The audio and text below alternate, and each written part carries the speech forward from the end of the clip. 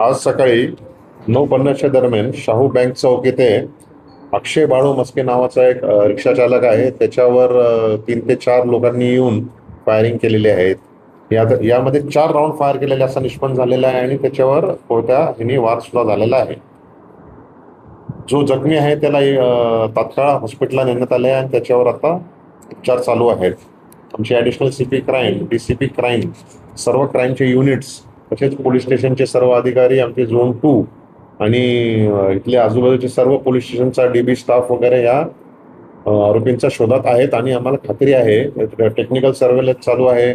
परत ह्युमन इंटेलिजन्सच्या माध्यमातून आम्ही आरोपींचा शोध घेत आहोत आणि खात्रीशीर हा लगेचच हे आहे की डिटेक्ट होऊन आरोपी सुद्धा अटक केले जातील.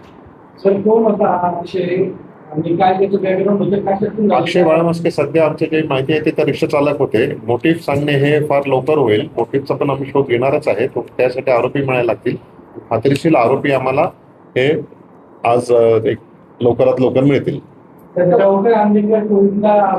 मोटिव्ह सांगणे आता सध्या आम्हाला सांगता येणार नाही. खात्रीशीर आमचं शोध चालू आहे. त्याबाबत आरोपी मिळतील, त्यामध्ये सगळं क्लिअर होऊन जाईल. एक 3 ते 4 लोक होते आणि काही राऊंड फायर झालेले आहेत. 4 राऊंड फायर झालेले आहेत आणि कोणत्यासारखी वस्तू किंवा कोणता असेल त्याच्यावर त्यांनी वार झालेला आहे. तो आता हॉस्पिटलमध्ये उपचार चालू आहेत. त्याच्यावर जो मयत आहे त्याच्यावर पार्श्वभूमी नाही आहे. आरोपी शोध झाल्यावर त्यांच्याही कळून जाईल, पण मयत आहे त्याच्यावर तर कुठले गुन्हेगार पार्श्वभूमी सध्या दिसून येत नाही. सर आपले किती आरोपी होते आणि एक 3 ते 4 लोक आहेत. आरोपीचं वय निष्पन्न नाही आहे. 3 ते 4 आरोपी ते आयडेंटिफाय होतील, त्यावेळी आम्ही तुम्हाला डिटेल्स देऊ. सध्या मोटिव्ह आपल्याला काही क्लिअर नाही आहे. ज्यावेळी ते आयडेंटिफाय होतील त्यावेळी आम्ही तुम्हाला डिटेल परत एकदा हे करू. साधारण 25 होता असं. टोळी उद्योजक हे करण्यासाठी आपल्याला डिटेक्ट व्हायला लागेल आणि त्यानंतर आम्ही तुम्हाला हे डिटेल सांगू. थँक्यू. ह्याच्यात अपेक्षित ठरलं असं म्हणता येणार नाही. आपल्याला मोटिव्ह करणारच कळेल. ते आरोपी अटक झाल्यावर हे कळेल. सर एवढ्या बालाजीनगर सारख्या ठिकाणी 4 आरोपी कोयते आणि बंदूक घेऊन येतात, एका व्यक्तीवर वार करतात, गोळीबार करतात. पुणे पोलिसांचा अपयशच म्हणावं लागेल. काय जर डिटेक्ट नाही झालं आणि अटक नाही केलं तर आपल्याला म्हणता येईल, परंतु आम्हाला खात्री आहे की ते डिटेक्ट होईल. ते